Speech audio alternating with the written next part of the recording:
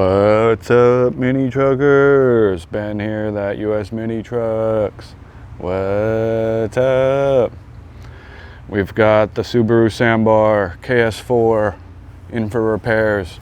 I'm going to show you that video on a separate one, but what we're just going to walk through today is this cool front bumper. So he mounted this on by himself, and I've seen somebody sells, we can get you a front receiver that puts a 2-inch block there, but this that has that tube, and they just weld it right off of there. You can see there's actually clearance in there, and then on this side welded that, and then it looks like it's somewhat removable, so maybe that's a solid piece and it's threaded. That may make the most sense versus like a tube steel. I'm not a welder or fabricator or anything, but I thought this was a pretty good setup and pretty beefy. You know, I see some of them, I'm yanking on this thing, and some of them are all flapping around. So I'll climb under and see if you can see anything. Here's the attachment from this side, and then the attachment on that side almost looks factory. He probably pulled this front bumper off. I'm not sure.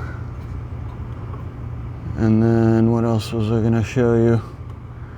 Oh, just a light switch.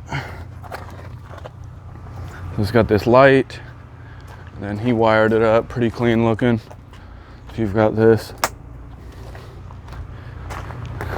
and probably the key has to be on, maybe. Let's see. There we go. Looks like he pulled the 12 volts from the cigarette lighter. I'll show you that. I can see here the cigarette lighter.